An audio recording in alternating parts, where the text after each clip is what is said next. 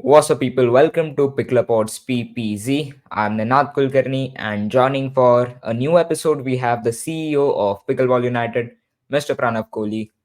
The man changes the game from all the directions. So, hi, Pranav, sir. How are you? Hi, Nana. Thank you for having me. It's good to be here. I'm good. And yeah, it's good to be on your show. Thanks for having me. Oh, for sure. So, why don't we start with an introduction from your side? I don't want to miss any of the parts or highlights of your career. So, why don't you do it? Yeah. Sure, no problem. So I'll start, primarily from when we started into pickleball. And as you know, I'm the CEO of Pickleball United. We started Pickleball United about 2 years back. Trying to, the objective of pickleball for us, Pickleball United is to grow the sport in Asia, to unite the world of pickleball, to grow the sport, beyond borders into different countries. And our objective is to, as a company, to be one of the largest infrastructure providers, but also at the same time to unify the sport at a global level and also to increase the number of players at different places. And that's what we've been trying to do for the last couple of years, both here and internationally as well. So that's what Pickleball United is, and that's, I mean, and that's our endeavor at Pickleball United to achieve that success, at least from a whole community perspective, to have that success. Something I have seen that Pickleball United is quite new in the game, new in the pickleball scene, but still you have managed to capture almost like I'll say 40% of the market. Yeah, you are all over the Yeah, place. So, I think what's the idea of Pickleball United, and what are you guys doing right? yeah. So I think just to I think the best way is to go slightly back in time when we started this, and this is about 2 years back. It was in, I think, April 2022. Yeah, I think, or yeah, April 2022, when when I looked at pickleball for the first time. Actually, I never heard of pickleball before that. My wife had been telling me for 2 years to look at pickleball since 2019. Actually, she'd been telling me to get into pickleball, and she manages Amazon and online business for us. And in hindsight, I should have listened to her. I was a little naive. But when I looked at pickleball in 2022, it was completely saturated. There were 400 plus suppliers on Amazon for pickleball paddles, pickleball balls. So I started to look at the problem statement, which I felt would be a big problem, and this is a big problem as we grow the sport internationally and across the globe, is the flooring aspect of it. Because when you look at the flooring, everywhere that you go, everywhere that you paint floor, especially in high rental economies, that's a big asset which you are basically giving into a rented property. And that's where I felt that a flooring solution could be a good opportunity to get into the market. So we started off with that, and I think what worked in our favor, and not to be very honest, we've been lucky. What worked in our favor is that the solution was actually needed by everybody, and there was nobody else in the market except for Pickle Roll who was there, providing a similar solution. And Pickle Roll was having its own challenges with production and timelines and everything. And we decided that okay, there is always opportunity for two players to exist in the market. So we sort of got into the market with that thought process in mind, that there's a problem that we're solving. And I think that it's that reason that because everybody needed. So, for example, if you look at the first Bainbridge Cup, if it was an NSCI, if it wasn't on our courts, then it would be taped. It would be tennis courts taped. And while that may play fine and everything might be fine, but just from a looks perspective, if we want to take the game international, that doesn't work. Similarly, if you look at the Andre Agassi event, which happened in Miami, if you want to go into the Hard Rock Hotel, which is the guitar hotel in Miami, there is no other way, but you need to use either Pickleball United or Pickle Roll, one of those. I think this year they're going to use Pickle Roll, but it's one of those things. Now we're doing activation in with the Super Bowl in February. There are 100,000 people that are going to come in, and we've got two courts there with Franklin. So there is no other way you get into a Super Bowl. You can't paint it, you can't do anything else. You can't get pickleball into these places with high eyeballs, and that, I think, is what Pickleball United is solving. It is also solving a lot for the facilities from a rental perspective and everything. But I think that was the vision from day one, and I think that's where we've been lucky that because the solution has been accepted, so we have that opportunity to be everywhere in that sense. So. That's huge to be in the Super Bowl. The fact that Yeah, pickleball is getting involved with the Super Bowl is really like heartwarming for me. yeah. It makes me feel satisfied that the game is going somewhere. And you know So, what? Everybody involved in that event, including Jared Franklin, who's heading that in US, is all going to. All of us are going to be in Mumbai at that time. None of us are going to be at the Super Bowl event. So that I think is the testament to Indian pickleball and how Indian pickleball is growing. And hats off to Global Sports and Team Global Sports, because everybody, we have this big activation on the 11th of February, but all of us are going to be here in India. So you can imagine that how proud that makes us feel from an Indian perspective. That okay, there's a big thing that is happening for pickleball in the US, but everybody is going to be in India. uh, a question for you, another one. So, Is Pickleball United a mat court manufacturer, a player management body, equipment manufacturer? Do they organize tournaments, or do they have a ranking system? Or the biggest question: are they a governing body of Indian pickleball, or yeah. they aim to be a governing body? So yeah. So I would say that Pickleball United is actually a phenomena, right? When brands start off, they start off with a certain vision, and I think Pickleball United has turned into a juggernaut, which is a phenomena where, and if you look at a tagline, which is everything pickleball. So, barring the governing body side of it, Pickleball United is going to be everything pickleball. So, whether it is through the route of getting Franklin as a brand into Asia, for the paddle side of it, for the high end paddle side of it, or whether it is through innovating our own products, from a sound barrier system or the court system.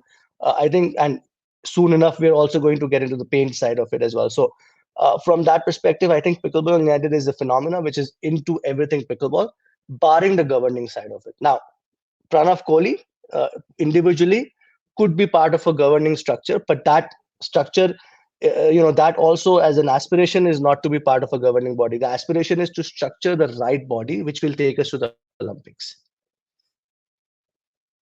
Handled beautifully. I was a little afraid that you may go tipsy tipsy, but yeah, good. Of course not. And I think what is very important here, Ninad, to understand is that everybody who's been working in the pickleball community has contributed a lot, right? Whether it is, and I can name names also, whether it is IPA or IPA or anybody who's genuinely come forward and contributed to the sport. I think it's ultimately their victory that we are facing now, that we're seeing now. I mean, even though Global Sports is organizing the Indian Open, but I think it's a community's victory. If you look at India as a country, it's our victory that a tournament is of that caliber is happening here. I mean, even Winter Classic for that matter was a great tournament for people who played in it, right? Forget the politics aside, keep everything aside, but the people who played in it. So if we are holding good level of events, I think it's a victory of the community. So I would say it's commendable, all the things that IPA nationals the way they happened, IPA nationals the way they happened. So it's commendable. I think what Gujarat is doing, what Rajasthan is doing.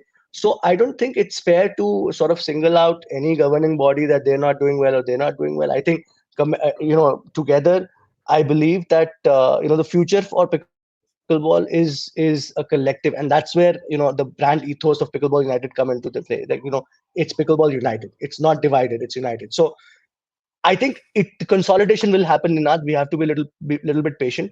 Eventually, there will be consolidation. The right people who want to take the sport forward, who are already present in the system, they will be present in the future as well.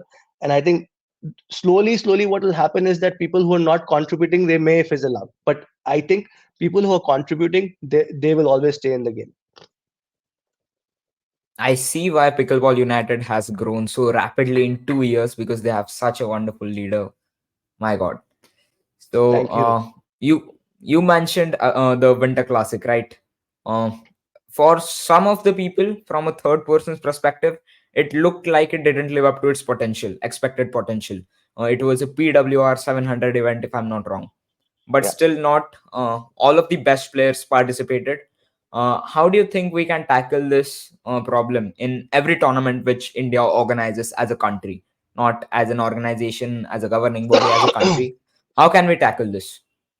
I think player participation is, right now we have the number of players that we have not as much, right? I mean, if you look at the number of players that are participating across India, there's a community of 10,000 players playing, out of which maybe 200 to 500 are regularly participating in events, and that community is something that everybody is targeting. My objective is, if the sport grows to 100,000 players or 1 million players, first of all, participation for play from an events perspective is not going to be a problem. So there'll be more events, and all those things. As far as the best players participating, I think the onus is on the players to participate in the best events. Now, I understand that Winter Classic was became sort of like one-off event where the players didn't participate, and it's unfortunate. But at the same time, we got to move on to the next events. It's not that future events are not going to happen in Delhi; they are going to happen in Delhi. And in some of these events, I may be involved, I may not be involved, but me personally, it doesn't really matter. Pickleball is going to grow irrespective. So I think what's going to happen is that over a period of time, there is going to be some sensibilities that will come into the players themselves as well, and maturity will happen over a period of time amongst the people who are involved in the game of pickleball. I think as the sport grows, everybody will understand that they're stakeholders in the sport, that the pie is big enough, and then on in that basis, all the players will understand that look what is happening in the US, the PPA, MLP, APP mess, right? We don't want to continue having that mess across the globe, and I think we can learn from that, and the maturity will come into us, as a community, to figure out what. So there is no solution. It's collective maturity that's going to happen as people realize that these events are going to be important for from a long term perspective. So I mean, we don't. Yes, Winter Classic probably could have had more players, could have had better players, but I think internally we still feel that the players who came left happy, which is very critical. I think as we keep having more events, I think it's very important that every event is successful from each player's perspective. So if a Ninad came to a Winter Classic, or if a Ninad came to an Indian Open, or if a Ninad came to an IP or IPA Nationals, he should leave happy. And I think that's where that's the experience we have to give to the players. Going forward, the players themselves will understand the importance of each event, and they will choose. And at the end of the day, you can't force anybody to play anything. At the end of the day, the players themselves become aware enough to sort of take those decisions, basically. I hear you. So about PWR, uh, do you think PWR is still active? It is still rational. It is still relevant in Indian pickleball because uh, PWR to me looked like the ray of hope, which would sum up all the chaotic years we have had in Indian pickleball. To finally give us a systematic point scoring or whatever, just make it centralized. But did it work out? Do you think?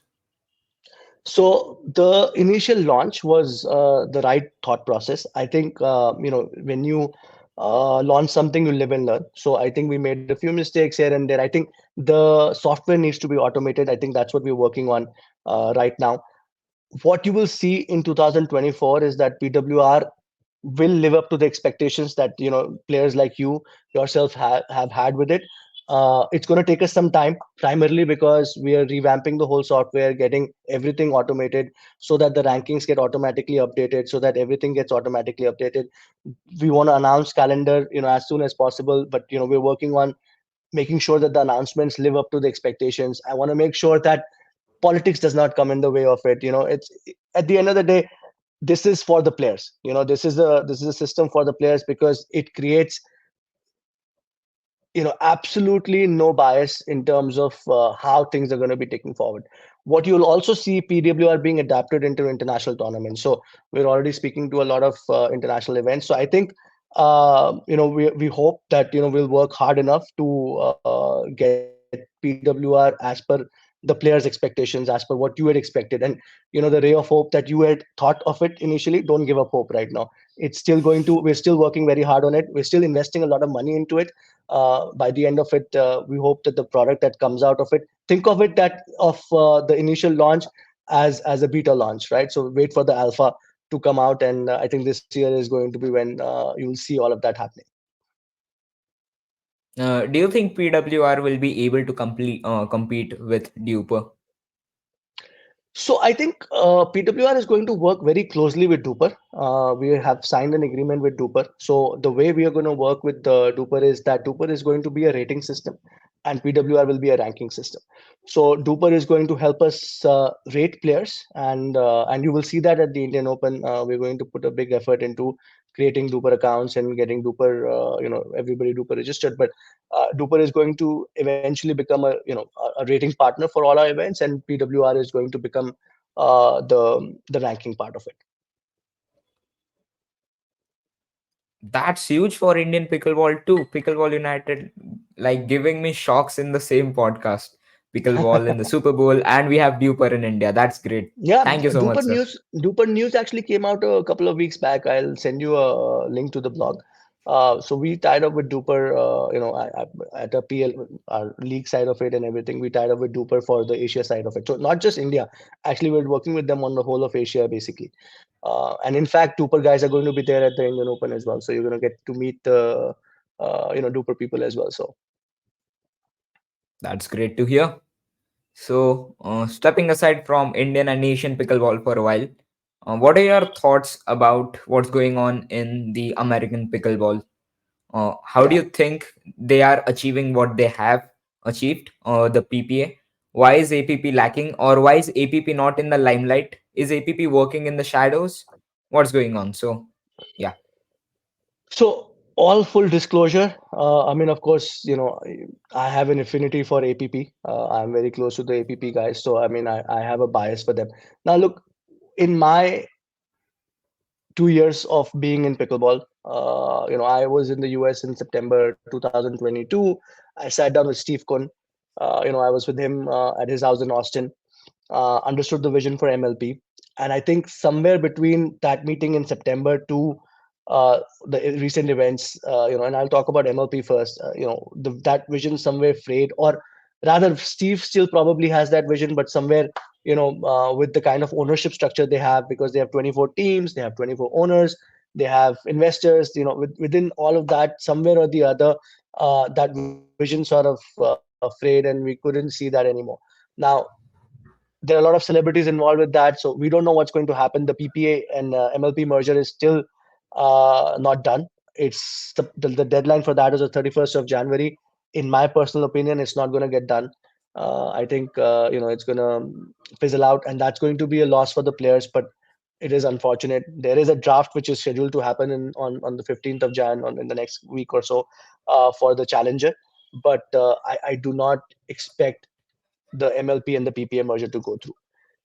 PPA has done a fantastic job when it comes to commercializing the sport. Great for the sport, absolutely, wonderful from the kind of viewership, and or at least the kind of eyeballs that they've been able to get.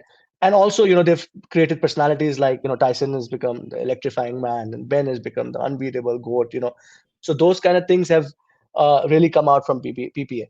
However, from a commercial aspect, PPA is not profit making, right? So it's a money, loss making proposition.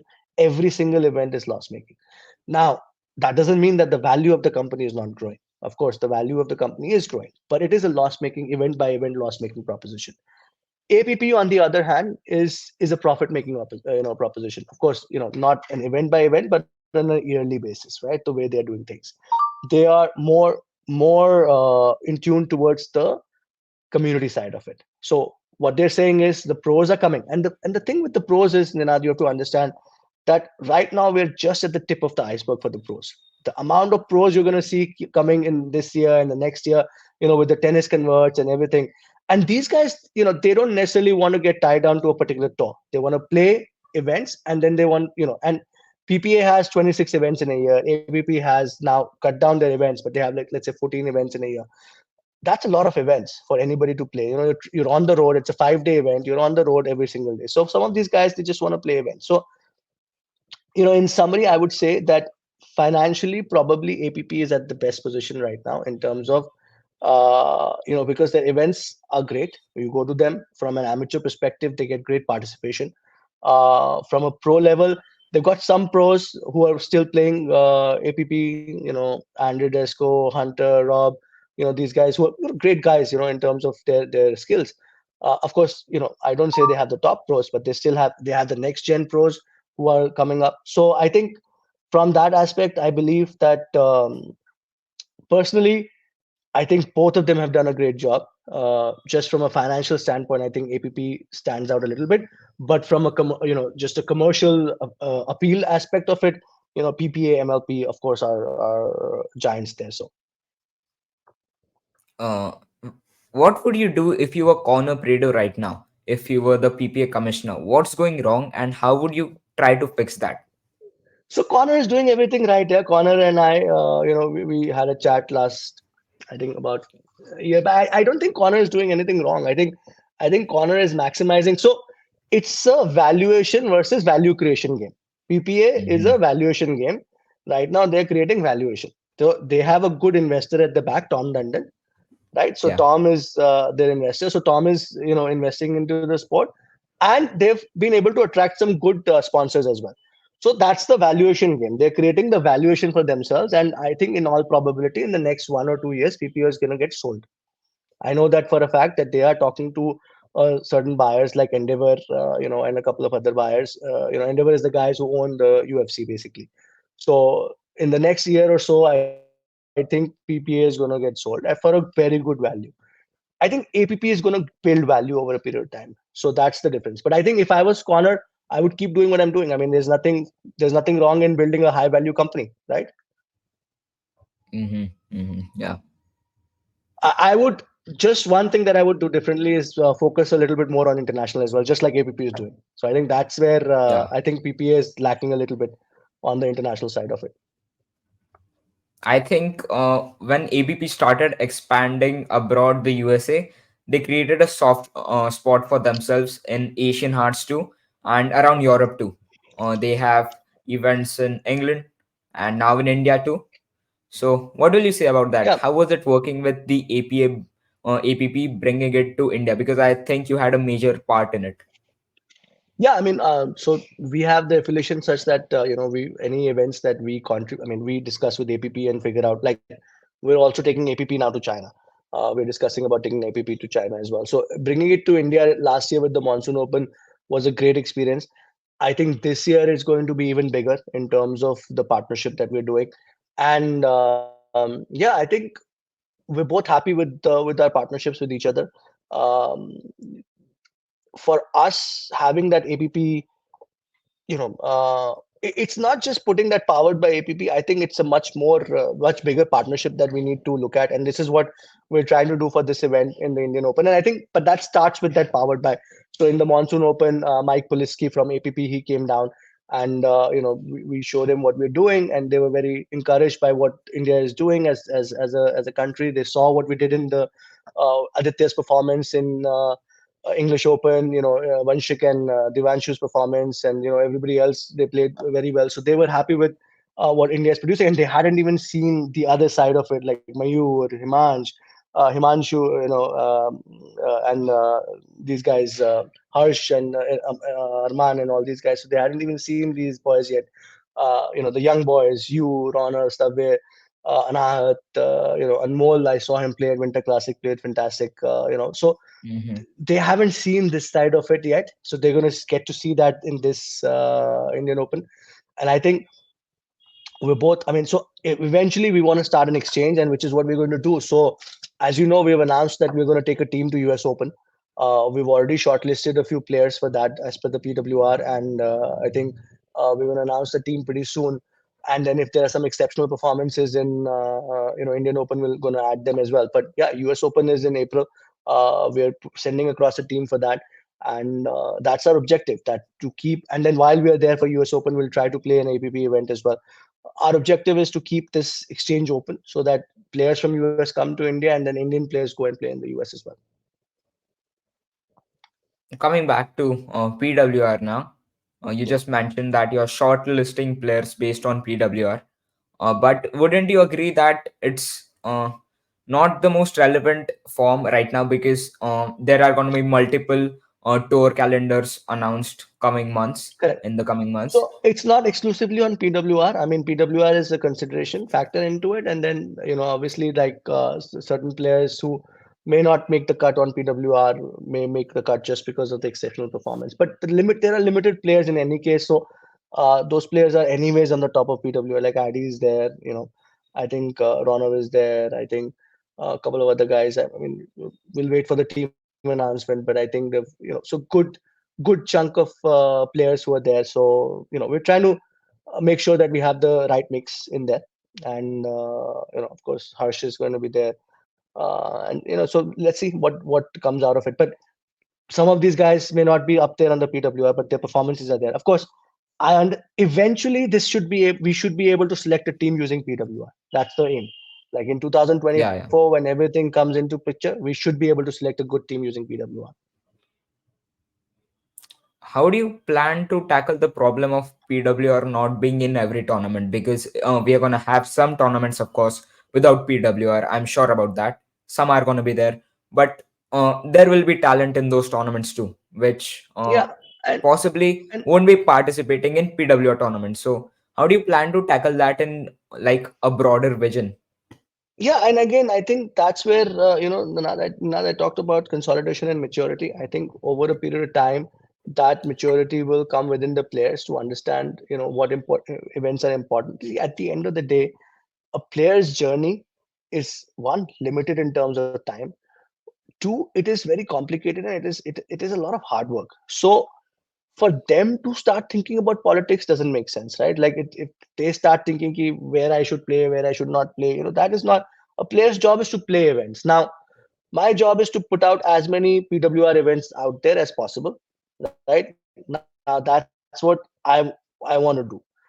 A player then has to decide whether he wants to play it or not. Eventually, as I said, there is enough talent in the country that's going to be playing PWR events, and there may be certain people that may not play PWR events. But from my perspective, I want to encourage every player, that because not because of PWR, but because of the fact that that's going to affect who we send abroad. We want to send our best talents abroad. We want to send our, but at the end of the day, we also want to make sure that PWR becomes the accepted system. So we are going to use that as a selection criteria. Obviously, as a business, that makes sense for us.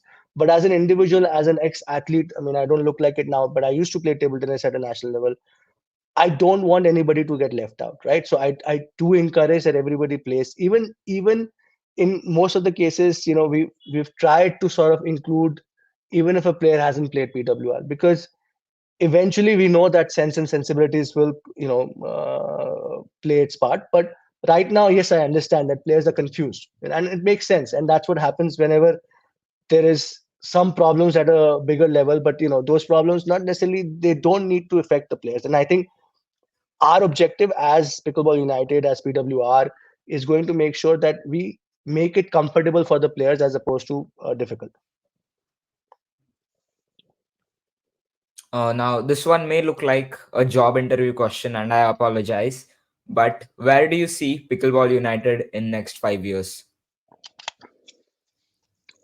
So that's a good question. I mean, yes, it is cliche, but I think Pickleball United is going to keep doing what it's doing in terms of making a difference in the sport of pickleball. I think Pickleball United's legacy is going to be that we built the sport internationally. And I think when I say built, it includes infrastructure, it includes grants. I mean, if you look at the new federation which has been launched, Global Pickleball Federation, we have committed to 500 free kits going in different countries, 1,000 at subsidized rate.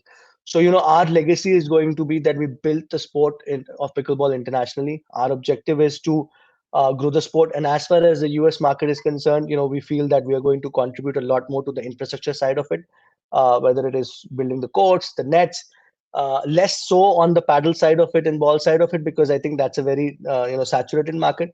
More so on the infrastructure side of it. So 5 years from now, Pickleball United is going to be the biggest infrastructure provider in the US, and is going to be the one who built pickleball in the international community, basically. I'm sorry to ask you this question. You can skip this one if you want. No, But it's okay. has pickle roll and architect been a pain in your ass? As Not at all. uh, So imagine this, right? If okay, there are two aspects of it. One, there's one a joke, a joke side of it, but there's let me come to this more sensible side of it. If there is nothing to compare to, right, then that industry doesn't exist. If there is no pickle roll, there is no pickleball united. Think of it that way, because if you don't have Mm-hmm. competition, there's nothing pushing me to create a better product every single month, right? Because I have a product, everybody has to use my product. So and Nathan, who's the owner of pickle roll, is a good friend of mine, so we discuss, when we meet, we discuss strategies, we discuss how we should make sure that we don't compete on pricing, we're not going to race to the bottom, we're not, we want to make sure that we get a good value for our product. He understands that we have certain advantages, we understand he has certain advantages, and I think, considering that we both are trying to do better, we both are trying to get into the same projects. They win some projects, we win some projects, but at the end of the day, I think collectively neither of us are I wouldn't say that I have any issues with pickle roll, and I don't think pickle roll will say they have any issues with us either. So if you speak to Nathan at pickle roll, I think he will tell you the same thing, that we both are needed for this industry to be complete. And it's not just that, Nina, there are more companies that are going to come up in this space, right? It's a very difficult product to make, but there are a couple of Chinese companies getting into it. There are a couple of US companies who tried getting into it. Jula is going to get into it. They're going to rebrand pickle roll products into their own, into a Yola mat. But at the end of the day, um, it's the two of us who basically are pioneering this industry, and you always need competition to sort of keep pushing you, otherwise you become complacent and you don't do any innovation. And innovation is critical in this sport. So I think pickle roll's role in our journey has been to continue to push us to do innovation, and I think we do the same to them in different aspects. So to be honest, have they been a pain in the ass? Maybe in a couple of projects we've had, our own, two words about it. But I think overall it's good for the industry. And Okay, the you are joking playing side, it safely. the Yeah. no, the joke and the joke side of it is that if anything goes wrong, because people know pickle roll's name more, so then they see a mat surface, they always call it pickle roll, and they they don't call it true code. Uh, but I'm not playing it safe. It's actually a very genuine situation between Nathan and I. Nathan and I are good friends, and we talk every time we meet at a MLP event or at a APP or a PPA event. We always speak about how we should carry this industry forward together. Because just like a sport, right? If you have two players playing against each other, they always perform better. If two similar skilled players are playing better, you always have two players coming out together. Similarly, in an industry as well, if you don't have competition, you get complacent very fast. You start getting Mm. कि यार मेरा तो बिकना ही है product, my product is going to sell, I have nothing else to give to it, so let me not make any improvements. It is because of pickle roll that I have made improvements in my product in the last 11 months. So actually, genuinely speaking, yes, there are projects where I'm frustrated. Like Pickle Mall was one project. I wanted to be there. Mm. They wanted to be there. They got the contract. That hurt a lot. That was one project which was close to me. Steve is a friend, so I thought that I will be the right partner there. But they got the project, so that one hurt a little bit. But then you get certain projects that hurt, then certain projects, you're like, okay, fine. But for the industry, it's very critical that both of us are there. Okay, okay. Sure. So, word on the street is that some players have started to drop from the PBU roster. If so, what do you think about their decisions? The Yeah. word is correct, and I think it's a mutual, decision. I think so. We have to separate and segregate what PWR is and what Pickleball United is, right? I think Pickleball United is a company which obviously is looking at, if we are sponsoring players, our objective is that those players are going to play events, right? Think of it from a company perspective. It's a business. Yeah. At the end of the day, a business perspective is that a player is going to play an event. Now, if players start dropping out from events, excuse me, for various reasons, for Pickleball United as a company, as a business, does not make sense to sponsor them anymore, right? As PWR, of course, we have to take care of everybody. It doesn't matter who you are, if you're sponsored, not sponsored. But as Pickleball United, our objective is that, if we are giving sponsorship, or if we are giving some kind of sponsorship to somebody, we expect them in return that a player is going to play events. Now, if players are not going to play events, then I think there's a disconnect between the player and us. So I think our expectation from every player is that if you don't play major events, then how do you expect us to continue to sponsor you? And it's nothing new. In the US, you have the same things. You have, for example, when you sign a contract with anyone like Franklin, or with Selkirk, or with Engage, or with any of the brands, or Carbon, their expectation is that you're going to be playing minimum these many events a year, and they also mandate that you're going to be playing minimum these many APPA, these many PP. So it's not that they're going to either side. So it's just that we didn't mandate anything, but at the end of the day, as a business, we have to take those decisions. Hmm. Okay, that's fair. So let's move away from this topic. How is Pranav sir as a player? I've seen you play at the UP Open. Can we expect more of you on the court? Hopefully, and as a player, I think you saw me in UP Open not so good at that time. I think I've improved. I would like to say so. Uh, Only doubles and primarily split edge, because that my partner makes me feel better, than because he can run around and get all the other balls. It's so me and Addy O'Broy, we won the bronze in the English Open in 3.5 plus, 35 plus 3.5. So, and that was a good fighting match. So I think you can consider me a 35 plus 3.5 player in doubles. So not great, but I have potential. Sure, yeah. So let me just give me a minute. I'm gonna pull up a graph Sure. here. This is just a small thing I've created, a little project of mine, you can say. So just give me a minute.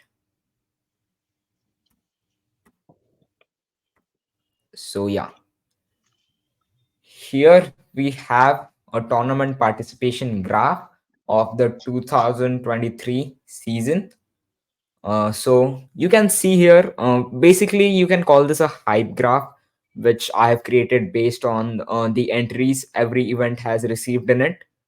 Yeah. So you can see that there are many fluctuations, of course. Some tournaments you can see here, like Bainbridge, the Global Sports Anniversary, Global Sports Monsoon, are at the top. We have some mediocre ones like the Winter Classic. I'm sorry, but based on what I could see, Yeah. I Yeah. had to put it in mediocre. We have the UP Open, the Dinkin Smash, the national rankings, and then we have some which didn't perform well. The nationals, in plural, of course, and the Indian Open too. So, Yeah. what I have tried to do here is figure out a pattern why some tournaments are dropping and why some are completely successful. So, one thing I have noticed is the ROI that players are getting. For example, if anyone is a player and they are playing the Bainbridge Cup, which was a huge tournament for India. So, basically, if you are playing the Bainbridge Cup, it was a huge tournament. As a player, there are going to be ups and downs. If you lost that particular tournament, uh, of course a player would lose his or her confidence and wouldn't participate for a while until they feel confident enough. And this is the gap until which players are normally taking a break in any tournament. So they need this time for preparation for the next tournament, to have the mental mindset that I'm going to try to win at least, to participate. The next thing which I have noticed why these tournaments are dropping is because of the time period. So if we see Bainbridge Cup and the Dinkin Smash, there was a time period of, I'll say, 1 or 2 months between these two tournaments, which was long.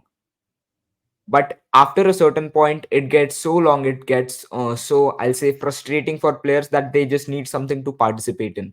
So after the DNS, we had the Indian Open in Goa. It was, I'll say, pretty controversial, so not many participants. Then we had the UP Open, still controversial. Then we had an actual open event, which was the Global Sports Anniversary. Anyone could play in it, anyone could participate, everyone was present there. That's why the tournament peaked. So what do you think about this? Yeah.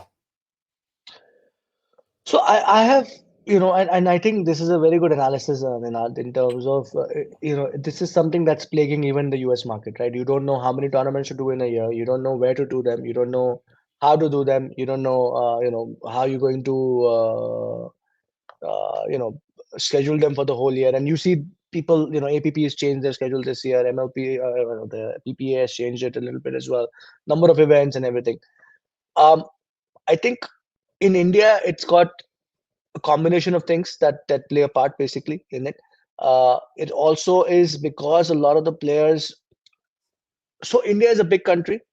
Traveling across India is difficult, right? So cluster of players in Mumbai. So any event in Mumbai is automatically going to be, from a participation standpoint, will have more chances of success, right? Any event outside of Mumbai will have all the other issues around it, like travel, especially because you got the western region doing very well in terms of Maharashtra, and then you've got Gujarat doing well, and then Rajasthan is in the middle, so they can travel either way.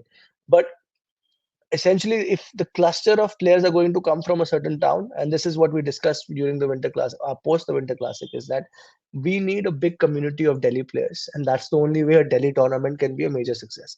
So one of the things what's going to happen over the next 1 year, or not 1 year, I would say over the next 3 years, Ninad, is that they're going to be a lot more localized tournaments, and the success and failure of those doesn't necessarily have to be, and you'll see that happening now itself.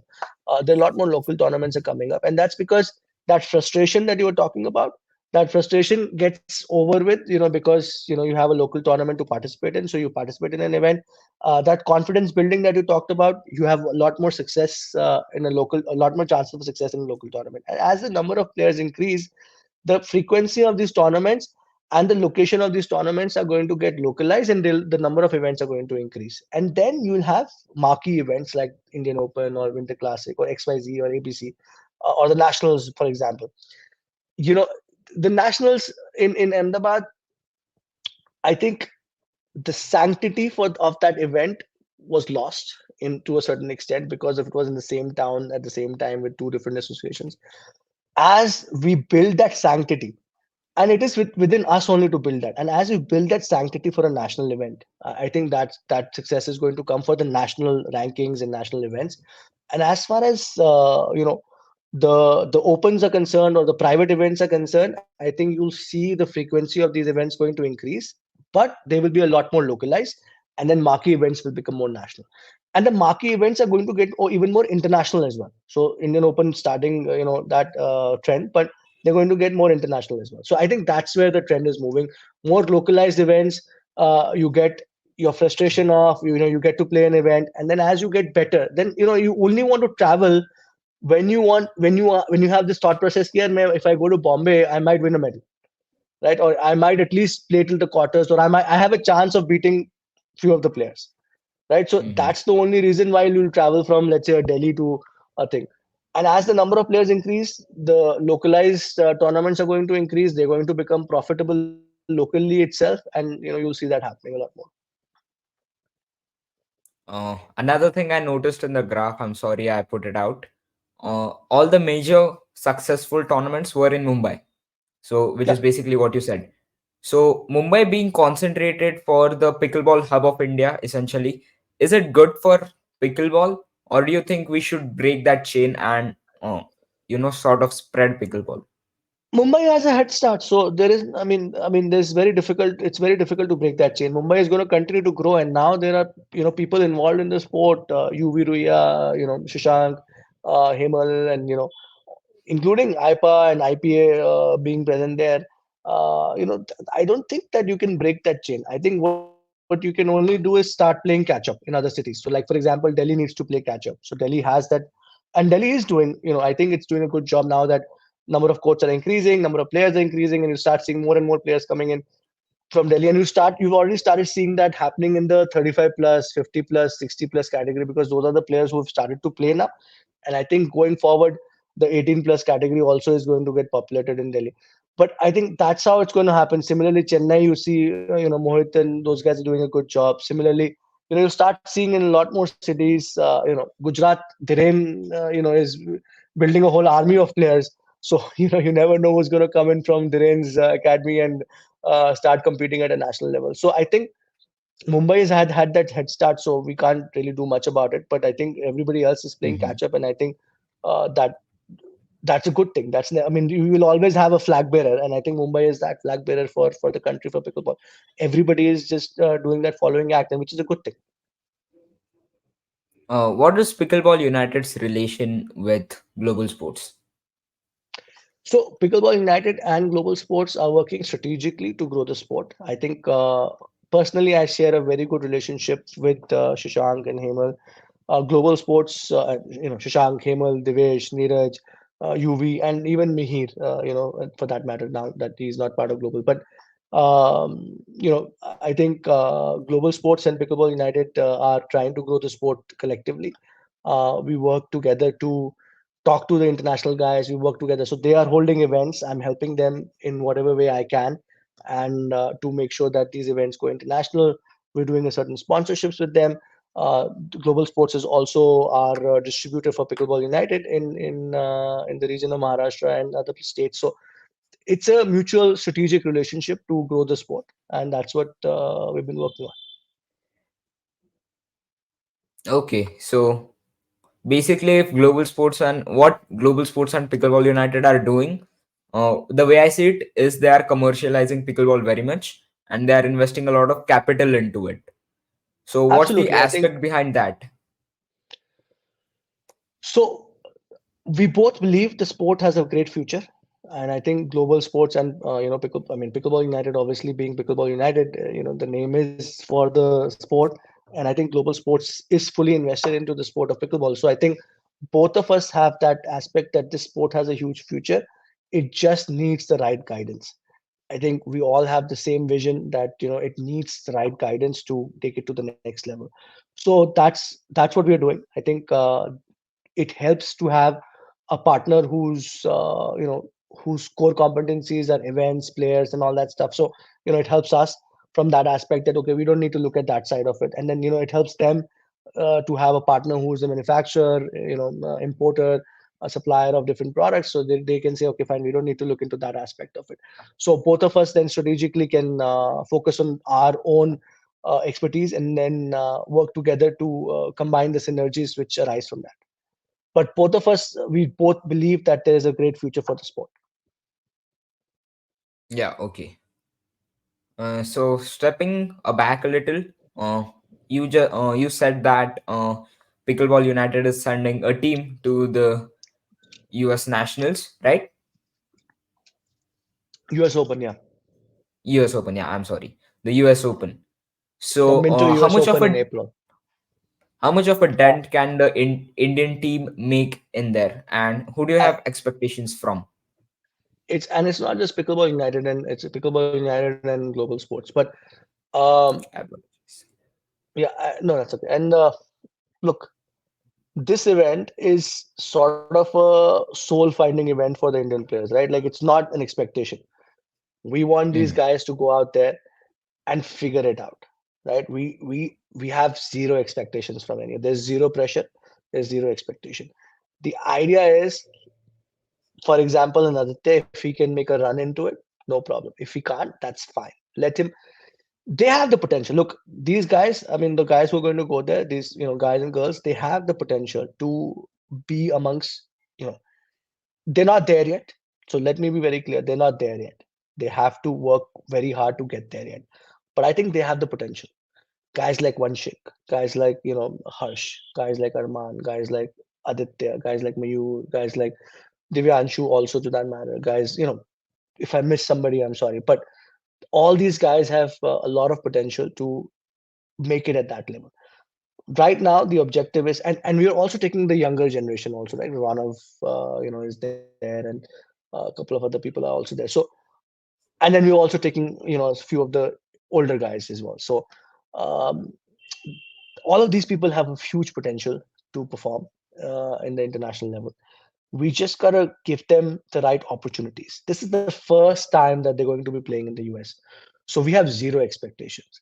I think what our biggest expectation is that if each one of them who gets selected and goes to the US, they use that opportunity to sort of understand and learn as much as they can. I think that experience is going to. I mean, every time I watch a game in the US, it blows my mind, right? And that I come back and I speak about it, and uh, I don't have any rights to be a coach because I don't play. But because I've been exposed to so much pickleball in the US, I still can see the game a little bit differently from a lot of the people in India. So I think that's what we want. I think what we want them is to go there, watch as many matches as they can. See all the players play, see all the players that they've seen on TV play live, see what changes differently, right? And then on the court, feel out because you might see all these players who are playing on TV, but then you might come across a very strong first round player who you've never seen on TV, but is a great player. Mm-hmm. So because that's what happens in the US, right? Sometimes a player like Colin Schick came out of the blue, got to the finals. Federico came out of the blue. Christian Olsson came out of the blue. All these guys were not on the map for the last 6 months. They came in, they broke out in a particular tournament. This guy Onik came out, in a tournament as well, Indian, Indian origin guy. So sometimes you'll get a player who just suddenly come out of nowhere and start beating these guys, at that level, and then make his or her space in that arena. And I think what we want them to understand is that it's possible, potential is there. Now you guys see this and see where you have to work on your game, and then we have to figure out how we need to help them. So that's the whole objective. It's from our perspective, it is to make sure that we take a good contingent to the US. It is for them to learn from it, and then it is for us to help them then get to that level, basically. Yeah. Okay, so that's fair to not have any expectations right now, because definitely India is not prepared to take on Yeah. any of the giants. But you never know. You can have surprises. I mean, if Fingers I if crossed. I had some horses in the race, then Harsharman, Adi, Vanchik, good guys. To On the best days, you never know. Yeah. So, one last question before we end this. It's a little dramatic, but let me just throw it right away. Uh, the nationals, which happened in Ahmedabad, do you think it was a coincidence what happened, or there is a little drama behind the curtains? You want politics from me, you won't get it. No, I think. Look, I think. How do I answer that question? I don't know. To be very honest, personally, I don't know the decision making that went behind into or who announced first. Even I don't know that, right? Uh, what I do believe is that again, it's coming back to the sanctity, right? It Mm-hmm. actually reduced the sanctity of the events, right? So having the events on the same dates for both of them. I'm not saying for one, for both of them, it reduced the sanctity. So I think I don't know who announced first. I don't know who announced at the same time and all that stuff. I have no idea. But I think it reduced the sanctity for the players. In a player's mind, it almost became like a joke, right? Because a lot of the players who were at the IPA nationals came to watch matches in the IPA nationals, right? They came to Mm-hmm. watch other players play and everything. So the players, for them, why shouldn't they be playing together? And it's a more complicated question than I've just put it across as. I know I understand the intricacies of it, but I think to answer your question, I don't know if there was some drama behind it. I mean, I'm guessing there must have been. But I think uh, what's important is that as as national level bodies, we need to realize that for the player, in at least in the player's eyes, we need to have a certain sanctity of the events that we're holding. So I hope that it doesn't happen in the future. Whereas we continue to maintain the sanctity, and I do really hope that in the future we have consolidation of whatever is happening at the international level, but more importantly, what is happening at the Indian level. I think internationally it will sort itself out over a period of time, but I think domestically we need to strengthen ourselves. We need to form a common front, and we need to make sure that we are united together. Basically, it's contrary to what everybody believes I stand for, but actually we want to make sure that everybody is united at the end of the day. Sometimes it takes a stick rather than a carrot to get that done, but it Mm-hmm. is at the end of the day, the hope is that the India should not see another national with this kind of a problem. Basically, it should not happen. So let's just put a full stop at this podcast for now. I Sure. hope we'll have some great chats in the future. So Absolutely. thank you, people, for watching this one. It was great talking to you. sir, and I've just been thrown with some knowledge which I had no idea of. So, Sure. yeah, let's just see what happens. Absolutely. Thank you so much, Ninad, for having me. Thank you.